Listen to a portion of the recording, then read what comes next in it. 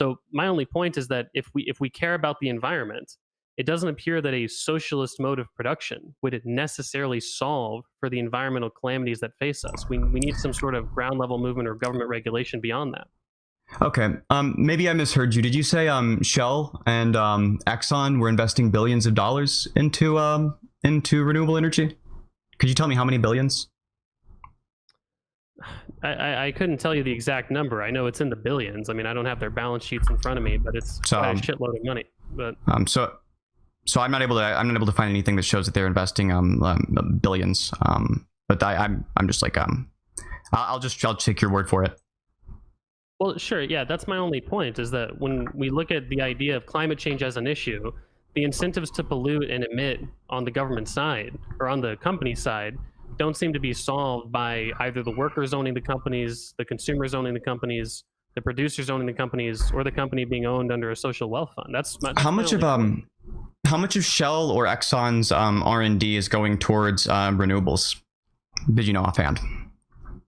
I think that in terms of renewable development, I want to say that Shell was the last company that I saw in this regard. Depending on who you ask and depending on what you believe, it's between 1 and 5 billion, which is anywhere from, I think, 5 to 15% of their R&D that's towards renewables. That's a lot. In the case of Equinor, it's 25% though, so that's a lot more. So I guess that was you're going to go with that? No. 25 was ridiculous. Yeah, I'm going to go with that. You just said something. Your entire line of argumentation was the opposite of the truth. Right. So you have to demonstrate to me. First of all, Norway is not a socialist economy. Again, you're using this as an example, but Norway is not. No. You forgot. You were using this as an example. You brought that example up. Your example was a counterexample to your position. To demonstrate the idea that just because a company might be a nationally owned company, that they're not necessarily going to, invest in renewable energy. I mean, Norway, to be fair, is your best example, right? When we talk about the Saudi Arabian national oil company or the Mexican national oil company, you're not going to find anything nearly to that favor, right? It seems to me that the socialist mode of production doesn't necessarily solve for, the environment. You need external regulation. You need something more than that. To solve for the environment. Right? So you once again called it my best example, just to really, really hit this home. You brought this specific example up. You thought this was an example in your favor. I have no idea. Yeah, I have no idea what the R&D funding of these of Mexico's national oil company is. I have no clue. And I wouldn't be surprised if it was more than 5%. You wouldn't be surprised if it was more than 5. Oh, you're talking about the Mexican R&D. Guys, just to chime in for a moment, we do hear things here a little differently. And on the Shell and Exxon thing about investing billions of dollars into renewable energy, I've been looking at for at least the past 3 minutes, and I got nothing on it. So, Econoboi, do you have anything you can send over so we can put in the chat and actually support that claim? Yeah, sure. I'll try and find it maybe during Q&A. It's hard to do it during the live discussion, but I hear you. Well, just we try and do that to clarify if that make claims here actually true that. Yeah, sure, no problem. I'll try and find it. But anyway, yeah, I just in general, I don't think that it's the case that just because the workers, producers, consumers, or a social wealth fund owns some portion of the world economy, that you'd end up finding that economy is necessarily more green. Right. I bring up Norway as an example where they have done good work in that regard, but it's not necessarily the case that they would. If that were the case, we would expect countries like China or the former Soviet Union to be some of the greener economies in the world, and that doesn't. Yeah, we would. It does seem to be the case. I'm not a big fan of China, but the reason I'm not a big fan of China is not because of their policy in regards to things like climate change. It's because of their policy in regards to things like civil liberties. In regards to climate change, they are one of the greenest economies in the world. Their per capita emissions are very low. They built a tremendous amount of nuclear reactors. They are continuing to build more, and they started building them far before any other country really got wind of that, and started doing the same. France is another good example of a country with a lot of renewable energy and non-renewable nuclear reactors, all of which reduce carbon emissions by a tremendous amount.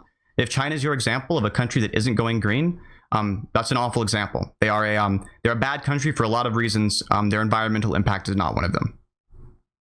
Yeah, I think the idea that China has a negligible environmental impact or an improving environmental impact is definitely wrong. I mean, again, if we look at like per capita emissions of China, we might say that it's relatively low compared to the most developed economies in the world, the United States, the UK, Canada, stuff like that. But that's also because China is a broadly much poorer country than the United States. Of course, they're making big strides in that regard, right? But if we're going to say that the Chinese economy is more environmentally friendly broadly, or that they're making good strides in that regard, I think some of that's true. Obviously, the Chinese economy is investing a lot of money into renewables and the thorium reactors and nuclear energy and stuff like that. But I think since the year 2000 or so, the aggregate amount of emissions from the U.S. and the EU have been going down.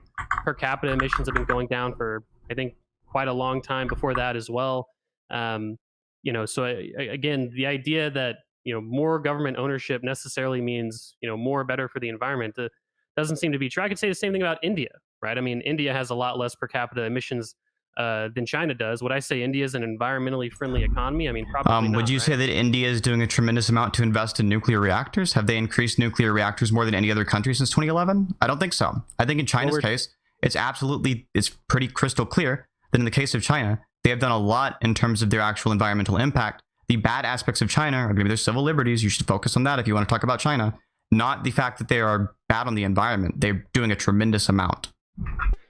Yeah, I mean, again, I'm not disagreeing with the nominal amount of investment that China has done in regard to, renewable energy or, nuclear energy, right? What I'm disagreeing with is your original statement that China is a good example of one of the most environmentally friendly countries in the world. Right? That is an absurd statement on its face. Firstly, you were the one who brought up China. Once again, you've failed to track. Wait. In the case of China, no. Stop. Yeah, I'm not gonna. Yeah, you did. Yeah, you did. I'm not gonna take that. I brought up China. Yes. Okay. You were the one that made the claim that China is one of the most environmentally friendly countries in the world. This is in the case of statement. No, it isn't. They are building more Can you name any country that has more nuclear reactors currently under construction than China? Just one.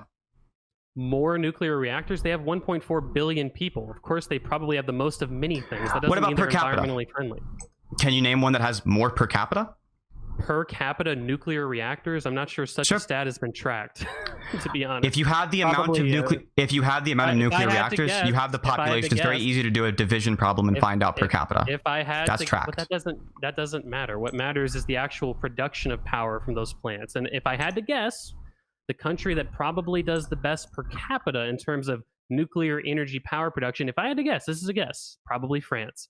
If I'm not mistaken, I think about 70-80% of their grid is nuclear energy, and that is you might disagree with it. That's a capitalist economy, right? So again, I think the idea that China is one of the most environmentally friendly, compared to Norway, compared to the U.S., the most environmentally friendly countries in the world seems pretty absurd, considering it was like 3 months ago that they said they'd stop investing in coal plants. I think 2/3 of their power comes from coal.